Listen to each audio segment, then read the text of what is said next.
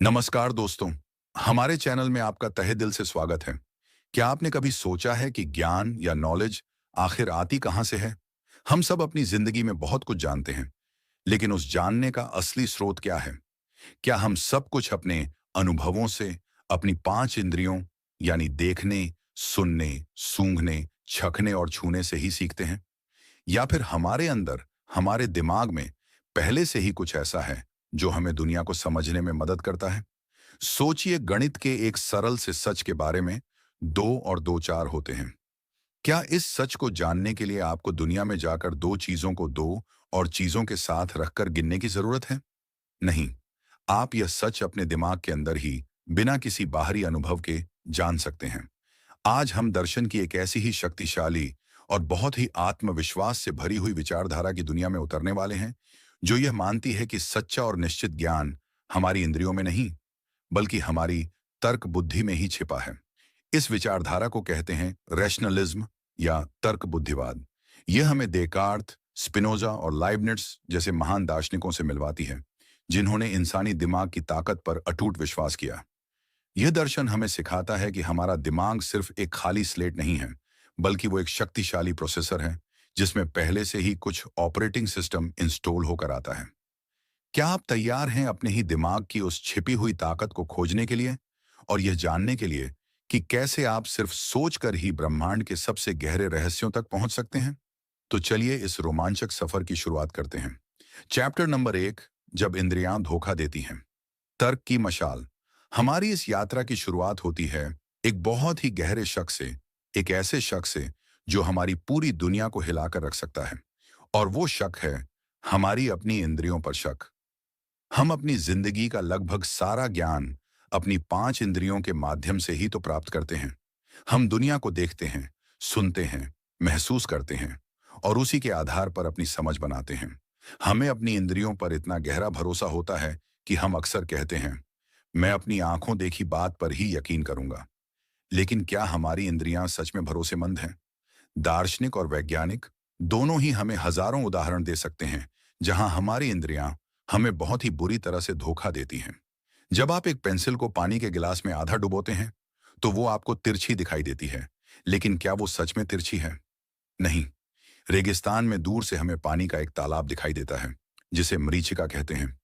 लेकिन जब हम पास जाते हैं, तो वहां कुछ नहीं होता। जब आप ट्रेन में बैठे होते हैं और बगल की ट्रेन चलती है, तो एक पल के लिए आपको ऐसा लगता है मानो आपकी अपनी ट्रेन चल पड़ी हो। हमारी आंखें हमें धोखा देती हैं। हमारे कान हमें धोखा दे सकते हैं दूर से आती हुई आवाज की दिशा को पहचानने में। हमारी त्वचा हमें धोखा दे सकती है एक ही तापमान की 2 अलग अलग चीजों, जैसे लकड़ी और लोहा, को छूने पर लोहा ज्यादा ठंडा लगता है। तो अगर हमारी इंद्रियां, जो दुनिया के बारे में हमारी जानकारी का एकमात्र खिड़की है, वे ही भरोसेमंद नहीं हैं, तो फिर हम किसी भी चीज के बारे में निश्चित कैसे हो सकते हैं? अगर हम इस बात पर भी भरोसा नहीं कर सकते कि जो हम देख रहे हैं वो सच है, तो फिर ज्ञान की कोई ठोस नींव कैसे रखी जा सकती है? ये एक बहुत ही गहरा और परेशान करने वाला सवाल था, जिसने 17वीं सदी के दार्शनिकों को बहुत ज्यादा चिंतित कर दिया था। उन्हें एक ऐसे ज्ञान की तलाश थी जो निश्चित हो, अटल हो, जिस पर किसी भी तरह का कोई शक न किया जा सके।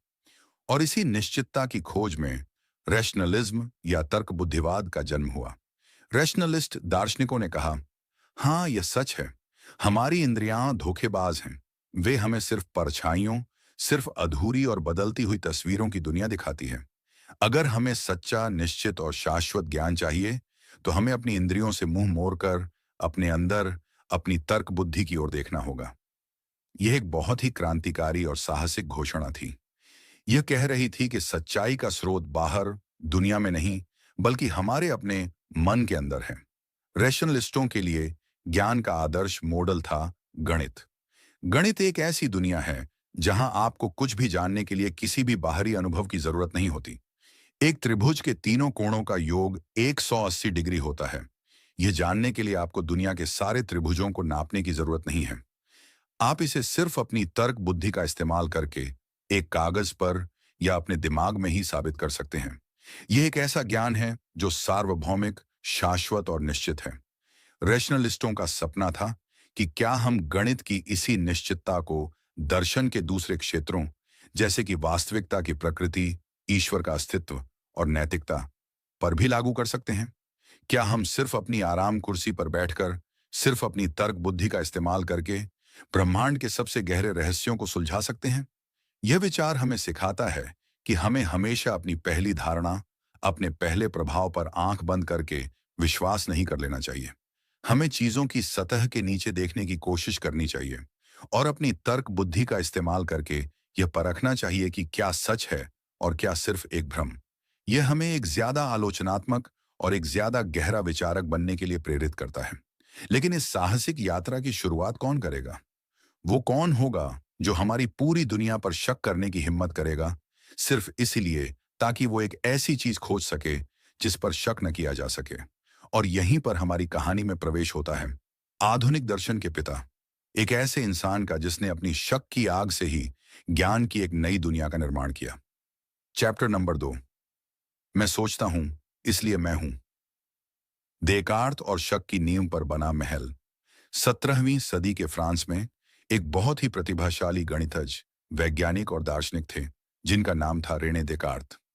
देकार्त अपने समय के विज्ञान और दर्शन की स्थिति से बहुत ज्यादा असंतुष्ट थे।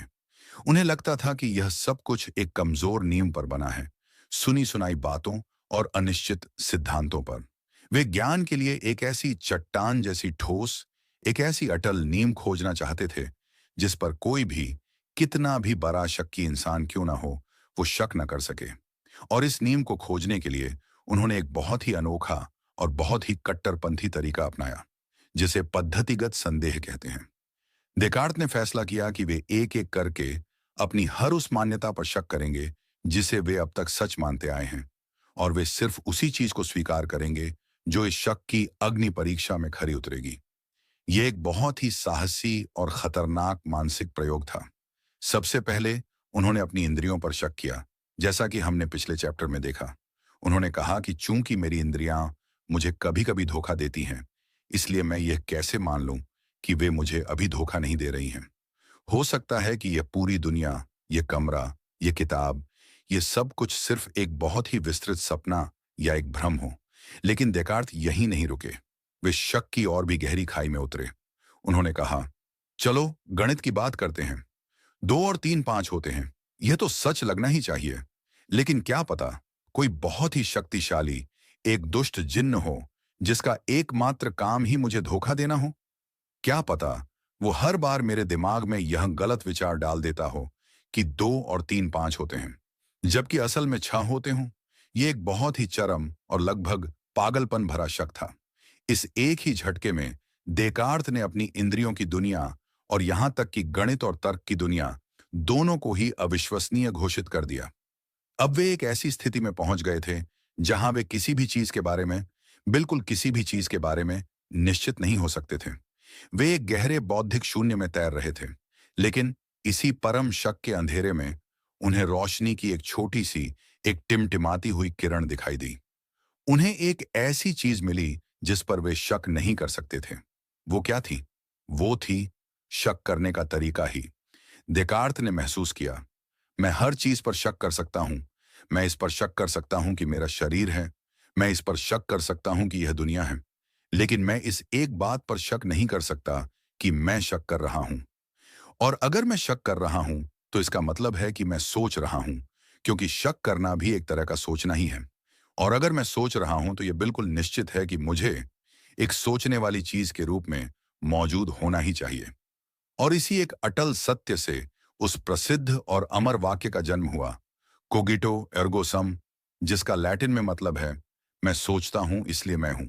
यह वो चट्टान थी जिसकी देकार्त को तलाश थी। यह वो एक निश्चित, एक अकाट्य सत्य था जिस पर वो अपने पूरे दर्शन का महल खड़ा कर सकते थे। उन्होंने पाया कि उनका अपना अस्तित्व एक सोचने वाली चीज के रूप में उनके शरीर या इस बाहरी दुनिया के अस्तित्व से कहीं ज्यादा निश्चित है। यह कोगिटो रैशनलिज्म की विजय का क्षण था। देकार्त ने यह साबित कर दिया था कि सबसे बुनियादी सच्चाई का ज्ञान हमें हमारी इंद्रियों से नहीं, बल्कि हमारे अपने मन के, हमारी अपनी चेतना के एक शुद्ध आत्मचिंतन से मिलता है। अब देकार्त के सामने अगला काम था इस एक अकेली सच्चाई के द्वीप से बाकी की पूरी दुनिया के महाद्वीप तक वापस कैसे पहुंचा जाए?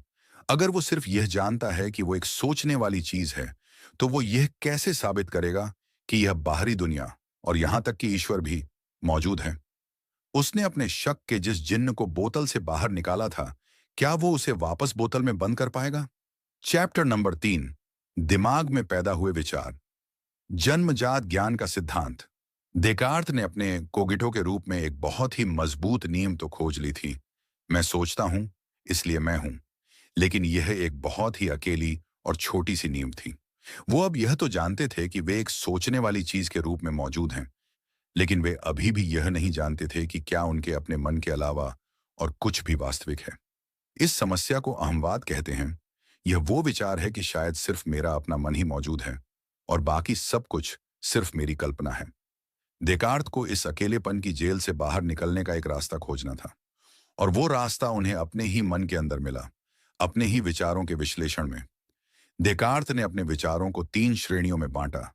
कुछ विचार ऐसे थे जो बाहर से हमारी इंद्रियों के माध्यम से आते हुए लगते थे, जैसे कि वृक्ष का विचार।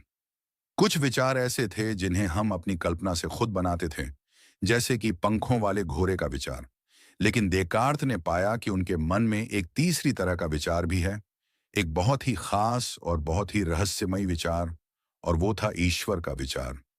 यह एक पूर्ण, अनंत और सर्वशक्तिमान सत्ता का विचार था।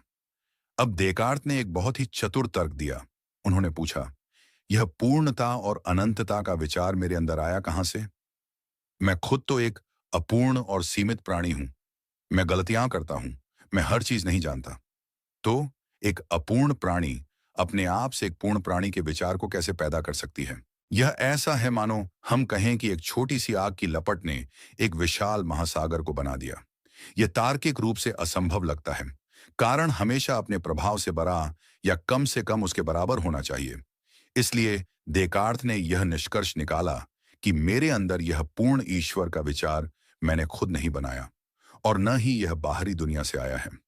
यह विचार स्वयं उस पूर्ण सत्ता यानी ईश्वर ने ही एक कारीगर के अपने काम पर लगाए गए निशान की तरह मेरे मन में डाला है।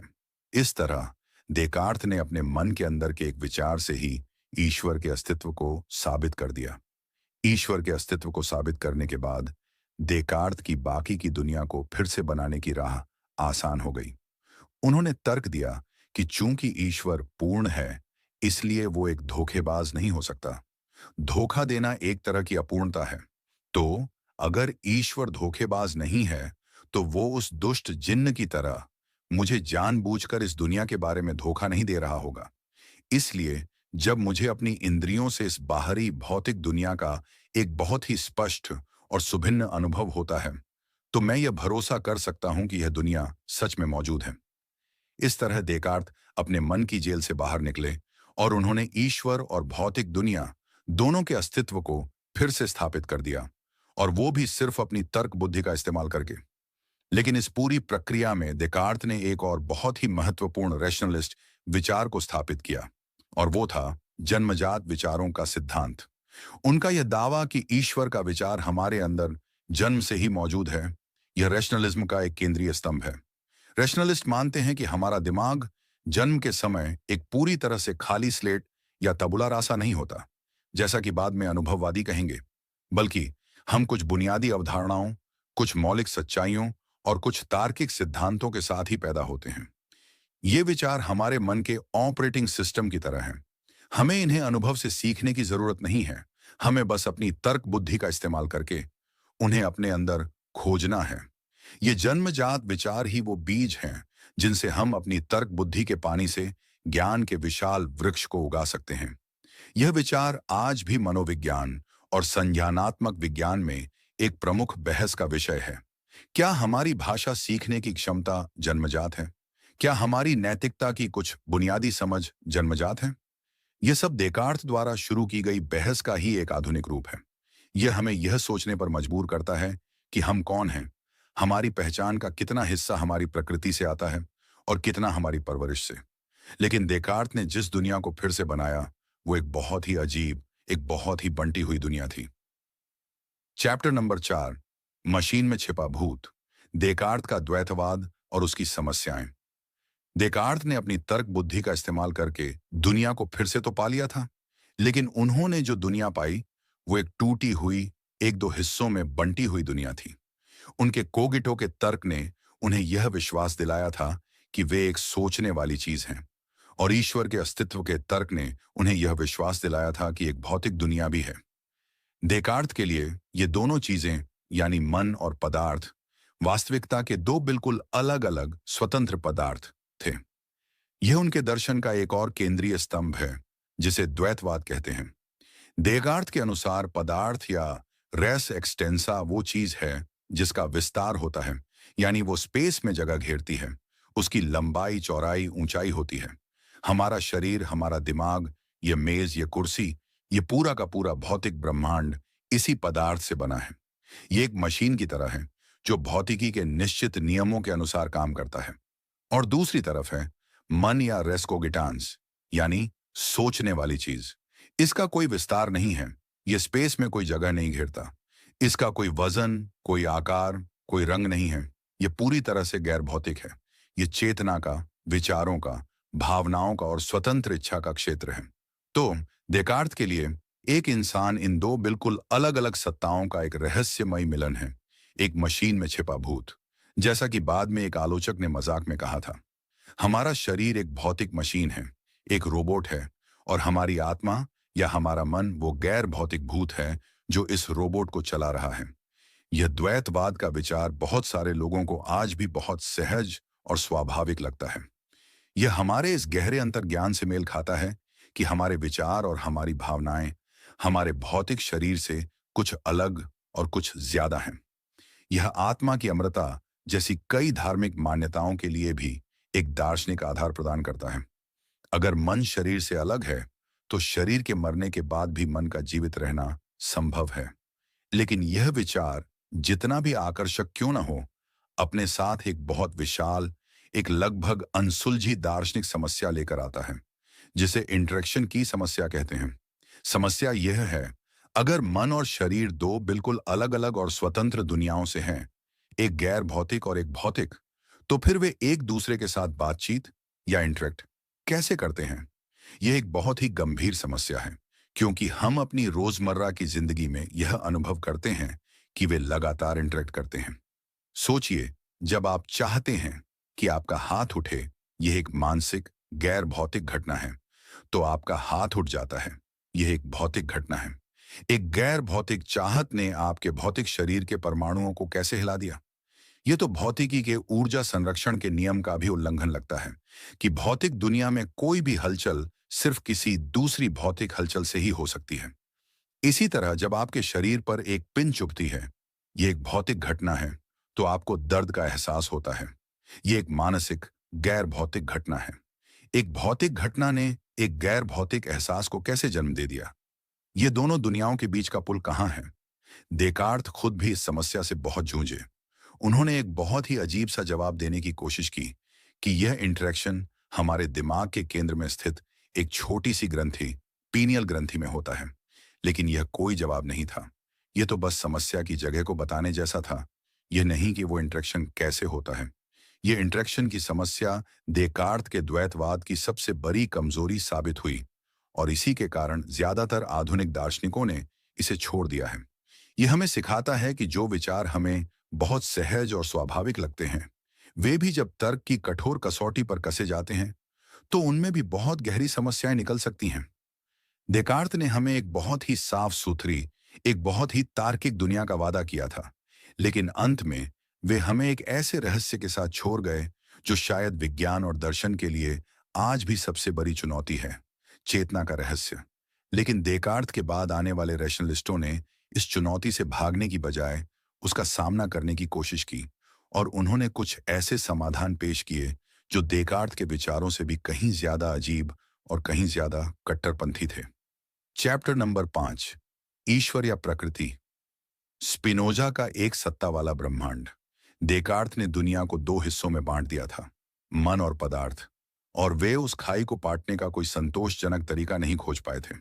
उनके बाद 17वीं सदी के एक और महान रैशनलिस्ट दार्शनिक बारूक स्पिनोजा ने इस समस्या को देखा और कहा, शायद समस्या यह है कि हम गलत सवाल से शुरू कर रहे हैं। शायद दो अलग अलग सत्ताएं हैं ही नहीं। स्पिनोजा ने रैशनलिज्म को उसकी चरम तार्किक सीमा तक पहुंचा दिया और एक ऐसा दर्शन प्रस्तुत किया जो आज भी उतना ही सुंदर, उतना ही सुसंगत और उतना ही क्रांतिकारी है जितना वो उस समय था। स्पिनोजा एक डच यहूदी दार्शनिक थे जिन्हें उनके कट्टरपंथी विचारों के कारण उनके अपने ही यहूदी समुदाय से बहिष्कृत कर दिया गया था। वे एक बहुत ही शांत और एकांत जीवन जीते थे। लेंस घिसकर अपनी रोजी रोटी कमाते थे और अपना सारा खाली समय दर्शन के सबसे गहरे सवालों पर सोचने में बिताते थे। देकार्त की तरह स्पिनोजा भी गणित और ज्यामिति से बहुत ज्यादा प्रभावित थे। वे एक ऐसा दर्शन बनाना चाहते थे जो यूक्लिड की ज्यामिति की तरह ही तार्किक रूप से निश्चित और अकाट्य हो। उनकी सबसे महान रचना एथिक्स को उन्होंने एक ज्यामिति की किताब की तरह ही लिखा है, जिसमें परिभाषाएं स्वयं सिद्ध और प्रमेय हैं। स्पिनोजा की शुरुआत होती है पदार्थ की परिभाषा से। वे कहते हैं कि पदार्थ वो है जो अपने आप में मौजूद है और जिसे अपने आप से ही समझा जा सकता है। इसका मतलब है कि एक सच्चा पदार्थ किसी और चीज पर निर्भर नहीं हो सकता। अब अगर हम देकार्त के मन और पदार्थ को देखें तो क्या वे इस परिभाषा पर खरे उतरते हैं? स्पिनोजा कहते हैं नहीं, क्योंकि मन और पदार्थ दोनों ही ईश्वर द्वारा बनाए गए हैं।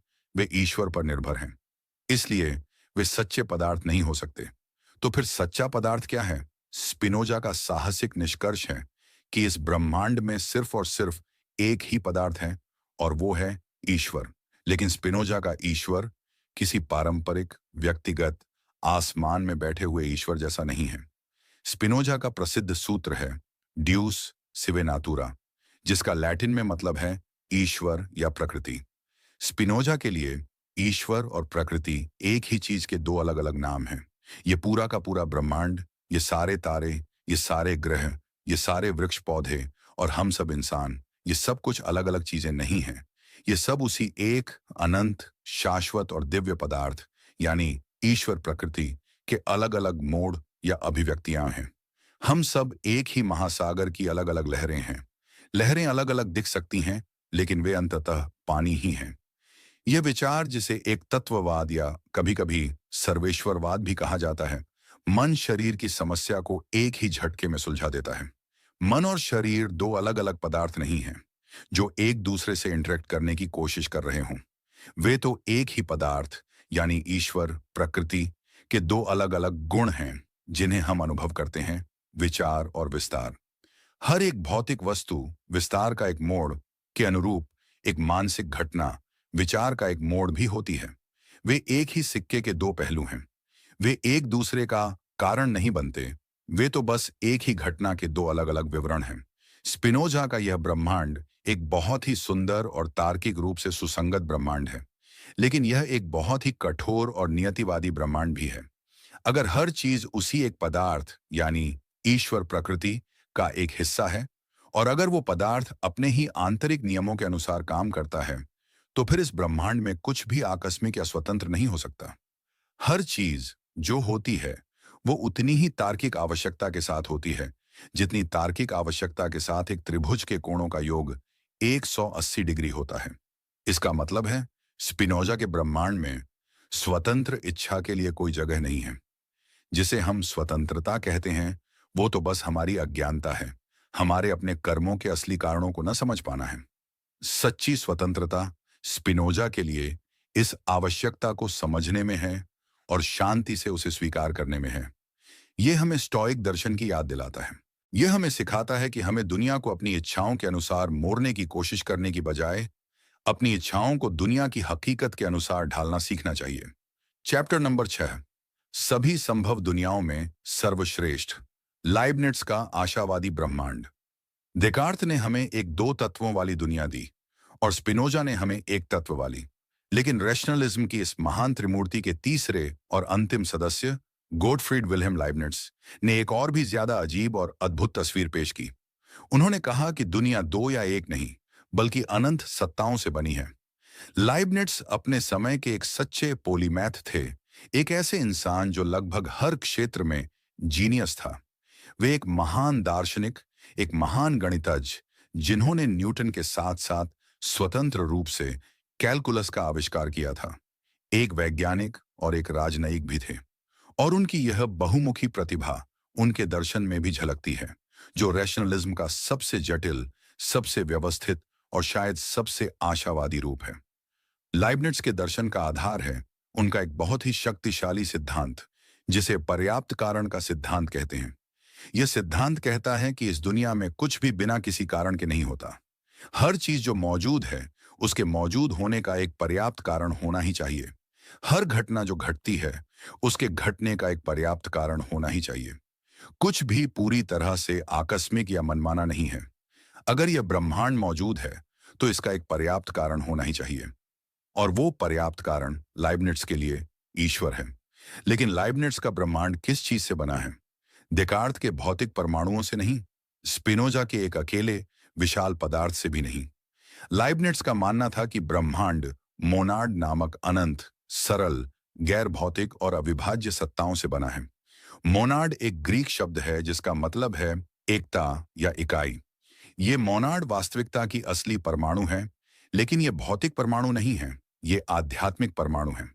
हर मोनाड एक अद्वितीय, एक खिड़की रहित प्राणी है। खिड़की रहित का मतलब है कि कोई भी मोनाड किसी दूसरे मोनाड को सीधे सीधे प्रभावित नहीं कर सकता। वे एक दूसरे से इंटरेक्ट नहीं करते। तो फिर अगर वे एक दूसरे से इंटरेक्ट नहीं करते, तो हमें यह दुनिया इतनी व्यवस्थित और सामंजस्यपूर्ण कैसे दिखती है?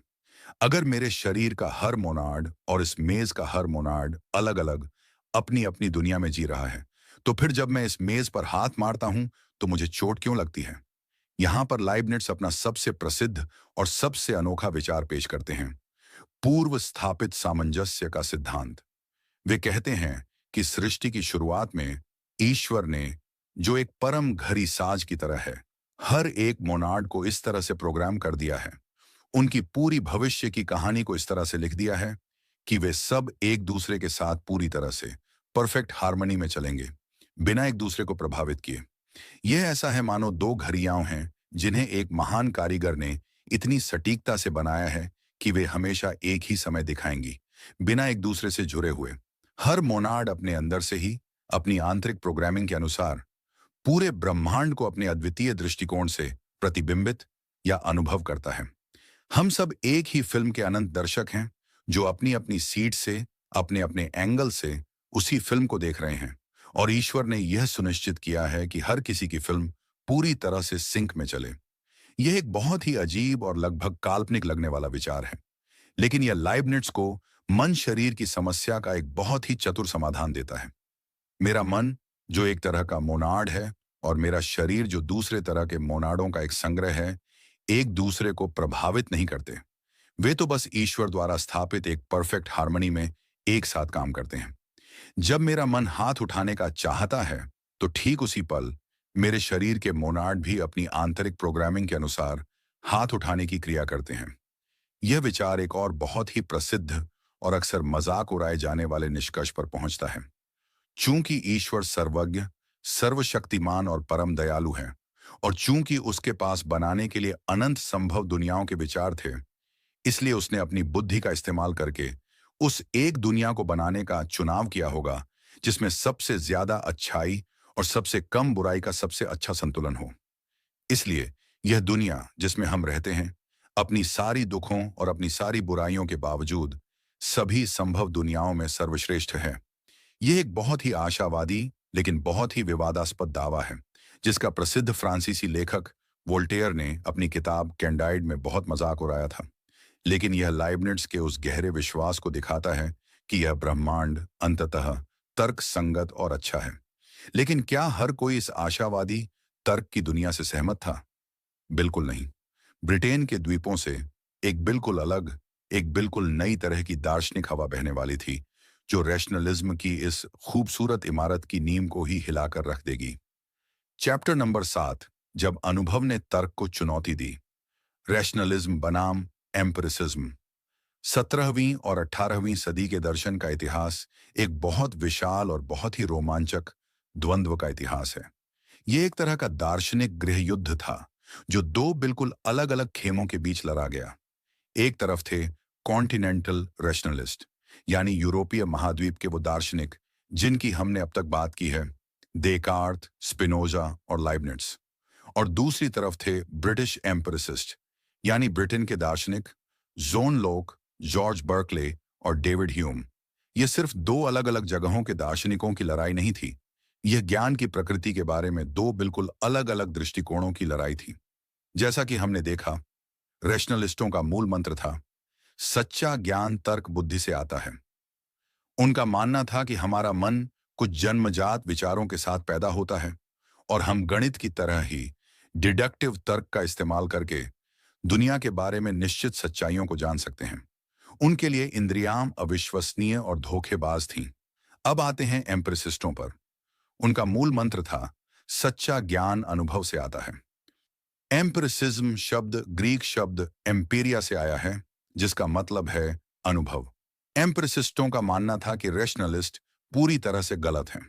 उनके अनुसार हमारा मन जन्म के समय एक तबुला रासा, यानी एक खाली स्लेट की तरह होता है। हमारे मन में कोई भी जन्मजात विचार नहीं होते। हमारा सारा का सारा ज्ञान, हमारी हर एक अवधारणा हमारे जन्म के बाद हमारी 5 इंद्रियों के माध्यम से ही हमारे मन में प्रवेश करती है। जोन लोक, जो इस खेमे के पितामह माने जाते हैं, ने देकार्त के जन्मजात विचारों के सिद्धांत पर एक बहुत ही शक्तिशाली हमला किया। उन्होंने एक बहुत ही सरल सवाल पूछा, अगर ईश्वर का विचार या नैतिकता के नियम जन्मजात होते तो वे छोटे बच्चों और जंगली समाजों के लोगों में भी पाए जाने चाहिए थे। लेकिन ऐसा नहीं है। यह दिखाता है कि ये सभी विचार हमें हमारी परवरिश, हमारी शिक्षा और हमारे समाज से ही सिखाए जाते हैं। लोक के लिए ज्ञान का निर्माण अनुभव की छोटी छोटी ईंटों, यानी हमारी संवेदनाओं से होता है। डेविड ह्यूम, जो शायद सबसे कट्टरपंथी और सबसे प्रभावशाली एम्पिरिसिस्ट थे, ने इस विचार को और भी आगे ले गया। उन्होंने कहा कि अगर कोई भी विचार अनुभव से नहीं आता तो वो एक निरर्थक, एक अर्थहीन विचार है। उन्होंने रैशनलिस्टों के कई बड़े बड़े और प्रिय विचारों, जैसे कि पदार्थ, स्व और यहाँ तक कि कारण और प्रभाव को भी अपनी इस कसौटी पर कसा और उन्हें खारिज कर दिया। जैसा कि हमने पहले देखा, उन्होंने कहा कि हम कभी भी कारण को सीधे सीधे अनुभव नहीं करते, हम बस दो घटनाओं को बार बार एक साथ होते हुए देखते हैं। तो ये द्वंद्व क्या था? ये ज्ञान के मॉडल को लेकर एक बुनियादी लड़ाई थी। रैशनलिस्टों के लिए ज्ञान का मॉडल था गणित, एक ऐसा ज्ञान जो निश्चित, सार्वभौमिक और मन के अंदर से आता है। एम्पिरिसिस्टों के लिए ज्ञान का मॉडल था प्राकृतिक विज्ञान, जैसा कि न्यूटन कर रहे थे, एक ऐसा ज्ञान जो अवलोकन, प्रयोग और बाहरी दुनिया के अध्ययन पर आधारित होता है। रैशनलिस्ट डिडक्टिव तर्क को महत्व देते थे, जबकि एम्पिरिसिस्ट इंडक्टिव तर्क को। यह द्वंद्व हमें ज्ञान की प्रकृति के बारे में एक बहुत ही गहरे तनाव को दिखाता है। क्या ज्ञान का निर्माण अंदर से बाहर होता है, जैसा कि रैशनलिस्ट मानते हैं, या फिर बाहर से अंदर होता है, जैसा कि एम्पिरिसिस्ट मानते हैं? क्या हमें अपनी तर्क बुद्धि पर ज्यादा भरोसा करना चाहिए या अपने अनुभवों पर? यह एक ऐसा सवाल है जिसका कोई आसान जवाब नहीं है। हम सब अपनी जिंदगी में इन दोनों ही तरीकों का इस्तेमाल करते हैं, लेकिन इन दोनों के बीच यह तनाव, यह लड़ाई लगभग 100 सालों तक दर्शन की दुनिया पर हावी रही। ऐसा लगता था मानो दर्शन एक दोराहे पर आकर फंस गया है। और फिर जर्मनी से एक ऐसे दार्शनिक का उदय हुआ जिसने इन दोनों दुश्मन खेमों के बीच एक शांति समझौता कराने, एक संश्लेषण करने का एक बहुत ही महत्वाकांक्षी और बहुत ही प्रतिभाशाली प्रयास किया। चैप्टर नंबर 8, जब दो दुश्मन दोस्त बने, कांट का क्रांतिकारी संश्लेषण। 18वीं सदी के अंत तक रैशनलिज्म और एम्पिरिसिज्म के बीच की यह लड़ाई एक तरह के गतिरोध पर पहुंच चुकी थी। रैशनलिज्म स्पिनोजा और लाइबनिट्स के साथ एक बहुत ही जटिल और अमूर्त हठधर्मिता में फंस गया था, जो अनुभव की दुनिया से बहुत दूर लगता था। और एम्पिरिसिज्म डेविड ह्यूम के साथ एक बहुत ही गहरे संदेहवाद में फंस गया था, जो यह कहता हुआ लग रहा था कि हम किसी भी चीज के बारे में, यहां तक कि कारण और प्रभाव के बारे में भी निश्चित रूप से कुछ नहीं जान सकते। ऐसा लगता था मानो दर्शन ने खुद को ही एक कोने में फंसा लिया है। और इसी समय जर्मनी के कोनिग्सबर्ग शहर में एक बहुत ही अनुशासित और बहुत ही गहरे विचारक इमानुएल कांट ने इस पूरी समस्या को एक बिल्कुल नए नजरिए से देखा।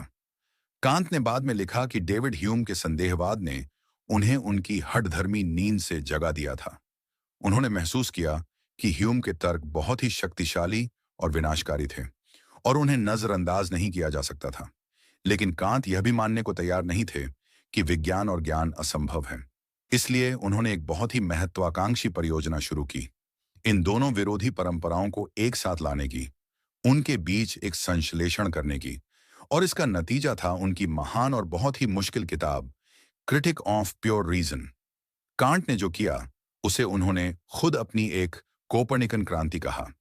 जैसे कोपर्निकस ने यह कहकर खगोल विज्ञान को पलट दिया था कि सूरज पृथ्वी का चक्कर नहीं काटता, बल्कि पृथ्वी सूरज का चक्कर काटती है, वैसे ही कांट ने यह कहकर दर्शन को पलट दिया कि हमारा मन वास्तविकता की नकल नहीं करता, बल्कि वास्तविकता हमारे मन की संरचना के अनुसार खुद को ढालती है। ये एक बहुत ही गहरा और क्रांतिकारी विचार है। कांट ने कहा कि रैशनलिस्ट और एम्प्रिसिस्ट दोनों ही आधे आधे सही थे और आधे आधे गलत। उन्होंने एम्प्रिसिस्टों से सहमति जताई कि हाँ, हमारा सारा ज्ञान अनुभव से ही शुरू होता है। हमारे मन में ज्ञान को पैदा करने के लिए हमें बाहर की दुनिया से, हमारी इंद्रियों के माध्यम से कच्चा माल चाहिए। बिना अनुभव के हमारा मन खाली रहेगा। लेकिन, और यह एक बहुत बड़ा लेकिन है, उन्होंने रैशनलिस्टों से भी सहमति जताई कि हमारा मन एक खाली स्लेट नहीं है। हमारा मन एक निष्क्रिय रिसीवर नहीं है जो बस चुपचाप बाहरी दुनिया की छापों को ग्रहण करता रहे। कांट ने तर्क दिया कि हमारा मन एक सक्रिय एजेंट है। यह कुछ जन्मजात संरचनाओं या श्रेणियों के साथ आता है जो अनुभव के उस कच्चे, अव्यवस्थित माल पर लागू होती हैं और उसे एक व्यवस्थित, एक समझने योग्य अनुभव में बदल देती हैं। यह जन्मजात संरचनाएं क्या हैं? कांट के अनुसार ये हैं स्पेस और टाइम और कारण और प्रभाव जैसी अवधारणाएं। ये चीजें हमें बाहरी दुनिया में नहीं मिलती। ये तो हमारे मन के वो चश्मे हैं जिन्हें पहनकर ही हम दुनिया को अनुभव कर सकते हैं। हम स्पेस और टाइम के बाहर किसी भी चीज का अनुभव कर ही नहीं सकते, क्योंकि हमारा मन ही इस तरह से बना है। इसी तरह कारण और प्रभाव का जो नियम ह्यूम को दुनिया में कहीं नहीं मिला था, कांट ने कहा कि वो दुनिया में नहीं, बल्कि हमारे मन में है। यह हमारे मन का एक जन्मजात नियम है जो वो घटनाओं के प्रवाह पर लागू करता है ताकि वो उसे एक समझने योग्य श्रृंखला के रूप में देख सके। तो कांट के लिए ज्ञान इन दोनों चीजों का एक उत्पाद है, अनुभव का कच्चा माल और हमारे मन की जन्मजात संरचनाएं। ज्ञान बाहर से अंदर और अंदर से बाहर दोनों ही तरह से एक साथ बनता है। यह एक बहुत ही शानदार संश्लेषण था।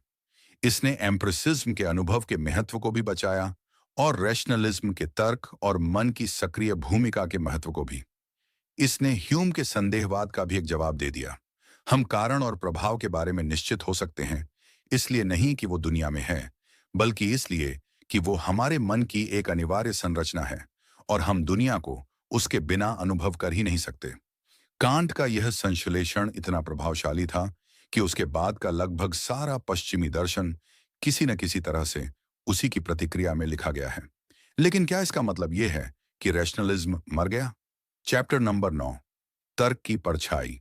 आज की दुनिया में रैशनलिज्म। इमानुएल कांट के संश्लेषण के बाद 17वीं सदी का वो शुद्ध, वो कट्टरपंथी रैशनलिज्म जो यह दावा करता था कि हम सिर्फ तर्क से ही पूरी दुनिया को जान सकते हैं, वो काफी हद तक खत्म हो गया। विज्ञान की अपार सफलता ने, जो अनुभव और प्रयोग पर आधारित थी, एम्प्रिसिज्म के दृष्टिकोण को बहुत ज्यादा मजबूत कर दिया था। लेकिन क्या इसका मतलब यह है कि रैशनलिज्म का दर्शन पूरी तरह से मर चुका है, कि वो सिर्फ इतिहास की किताबों का एक विषय बनकर रह गया है? नहीं, बिल्कुल नहीं। अगर हम ध्यान से देखें तो रैशनलिज्म की आत्मा, उसके मूल सिद्धांत आज भी हमारे चारों तरफ बहुत ही शक्तिशाली और बहुत ही महत्वपूर्ण रूपों में जिंदा है। रैशनलिज्म का सबसे शुद्ध और सबसे स्पष्ट रूप आज भी हमें गणित और तर्कशास्त्र में देखने को मिलता है। ये आज भी वो क्षेत्र हैं जहां हम बाहरी दुनिया के किसी भी अवलोकन के बिना सिर्फ अपने मन की शक्ति से नई नई सच्चाइयों को खोजते हैं और साबित करते हैं। एक गणितज्ञ को एक नए प्रमेय को साबित करने के लिए किसी प्रयोगशाला की जरूरत नहीं होती। उसे सिर्फ एक ब्लैक बोर्ड, एक चौक और अपनी तर्क बुद्धि की जरूरत होती है। यह शुद्ध रैशनलिस्ट उद्यम है और इसी से जुड़ा है कंप्यूटर विज्ञान और आर्टिफिशियल इंटेलिजेंस का पूरा क्षेत्र। एक कंप्यूटर क्या है? वो एक तर्क की मशीन ही तो है। उसके सारे ऑपरेशन औपचारिक तर्कशास्त्र के नियमों पर ही आधारित होते हैं। जब हम एक एआई बनाने की कोशिश कर रहे हैं जो सोच सकता है, तो हम असल में क्या करने की कोशिश कर रहे हैं?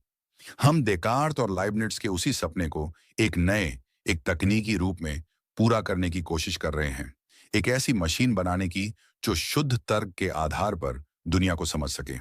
रैशनलिज्म का प्रभाव हमें हमारे राजनीतिक और नैतिक विचारों में भी बहुत गहराई से दिखाई देता है। जब अमेरिकी स्वतंत्रता की घोषणा में यह लिखा गया कि हम इन सच्चाइयों को स्वयं स्पष्ट मानते हैं कि सभी मनुष्यों को समान बनाया गया है और उन्हें उनके निर्माता द्वारा कुछ अहरणीय अधिकार दिए गए हैं, तो यह एक बहुत ही गहरा रैशनलिस्ट बयान था। स्वयं स्पष्ट सत्य क्या होते हैं? ये वही तो हैं जिन्हें आप अपनी तर्क बुद्धि से सीधे सीधे समझ सकते हैं, जिनके लिए आपको किसी बाहरी सबूत की जरूरत नहीं होती। मानवाधिकारों की पूरी अवधारणा इसी रैशनलिस्ट विचार पर आधारित है कि कुछ नैतिक सिद्धांत सार्वभौमिक हैं और उन्हें तर्क से जाना जा सकता है। वे सिर्फ किसी एक संस्कृति या किसी एक समय की उपज नहीं है। यहां तक कि हमारी रोजमर्रा की सोच में भी हम लगातार रैशनलिस्ट सिद्धांतों का इस्तेमाल करते हैं। जब हम कहते हैं जरा लॉजिकली सोचो या इसके पीछे क्या रीजन है, तो हम असल में रैशनलिज्म की ही भाषा बोल रहे होते हैं। हम यह मानकर चल रहे होते हैं कि दुनिया तर्क संगत है और उसे तर्क से समझा जा सकता है। यह हमें सिखाता है कि रैशनलिज्म और एम्प्रिसिज्म कोई दो दुश्मन खेमे नहीं है जिन्हें हमें चुनना है। वे तो सोचने के दो अलग अलग और दोनों ही बहुत ही उपयोगी औजार हैं। विज्ञान की प्रगति इन दोनों के एक साथ काम करने से ही संभव हुई है। हमें दुनिया को देखने के लिए, अनुभव करने के लिए एम्पिरिकल डेटा की जरूरत होती है, लेकिन उस डेटा का कोई मतलब निकालने के लिए, उसमें से पैटर्न और नियम खोजने के लिए हमें रैशनल सिद्धांतों और तार्किक सोच की जरूरत होती है।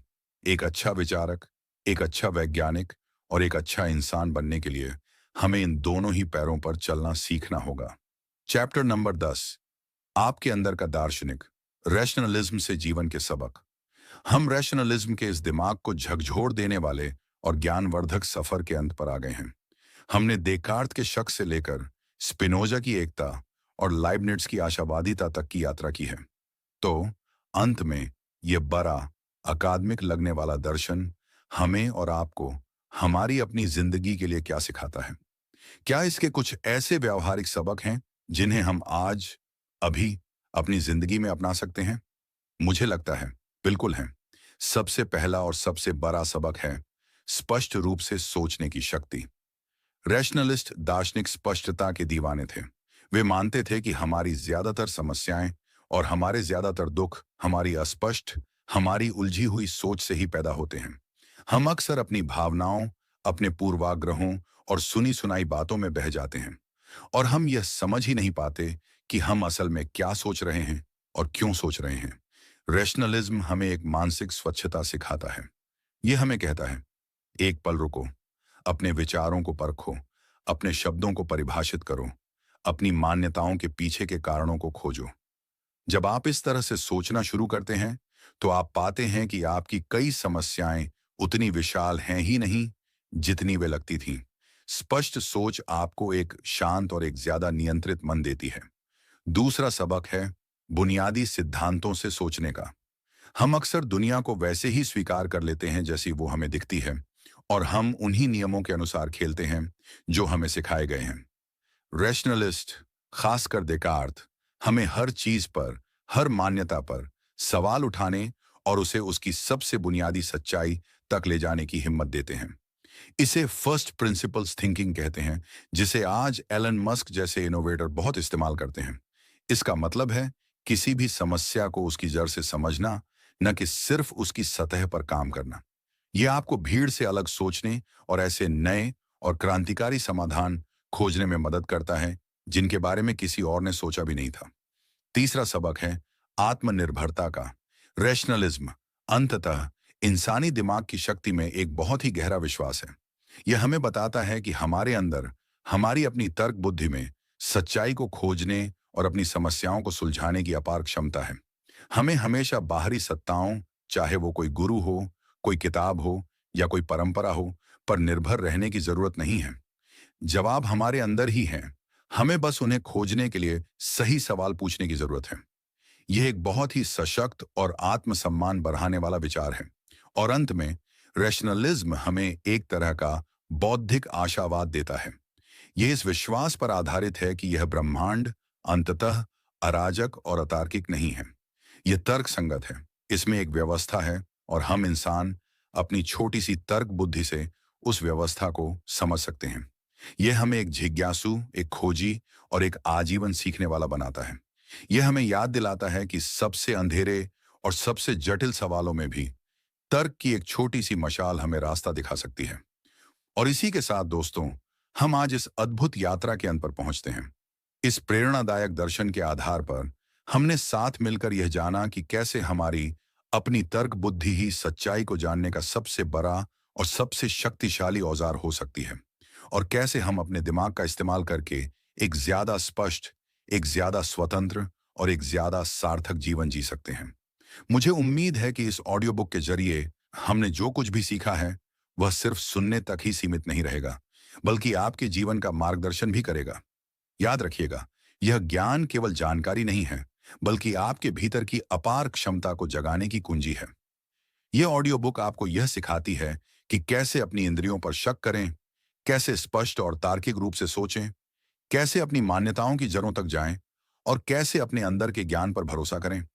लेकिन सबसे महत्वपूर्ण, यह आपको यह भी सिखाती है कि आप कितने शक्तिशाली हैं और आपके अंदर अपनी तर्क बुद्धि से अपनी और इस दुनिया की समझ को बदलने की कितनी क्षमता छिपी हुई है। अब जब आप इस ऑडियो बुक को सुनना समाप्त कर रहे हैं, तो मैं आपसे एक अनुरोध करना चाहता हूं। इन सिद्धांतों को याद रखें, इन पर विचार करें और इन्हें अपने दैनिक जीवन में लागू करने का प्रयास करें।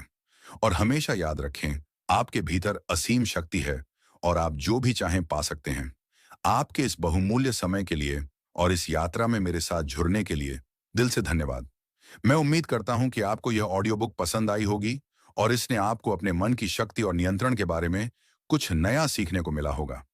अगर आपको यह ऑडियो बुक पसंद आई तो इसे लाइक करें, अपने दोस्तों और परिवार के साथ साझा करना न भूलें, ताकि वे भी इस ज्ञान का लाभ उठा सकें। और हाँ, हमारे चैनल को सब्सक्राइब करना बिल्कुल न भूलें, ताकि आपको ऐसी ही और प्रेरणादायक और ज्ञानवर्धक ऑडियो बुक्स मिलती रहें। और हाँ, अपनी प्रतिक्रिया हमें कमेंट में जरूर बताएं। आपके विचार और सुझाव हमारे लिए बहुत ही ज्यादा महत्वपूर्ण हैं और हमें भविष्य में और भी बेहतर ऑडियो बुक्स बनाने में मदद करेंगे। तो कृपया कमेंट सेक्शन में अपनी राय जरूर दें। हम जल्द ही एक और नई ऑडियो बुक के साथ वापस आएंगे। तब तक के लिए अपना ख्याल रखिए, सीखते रहिए और हमेशा अपने लक्ष्यों की ओर आगे बढ़ते रहिए। याद रखें, आपके सपने सच हो सकते हैं।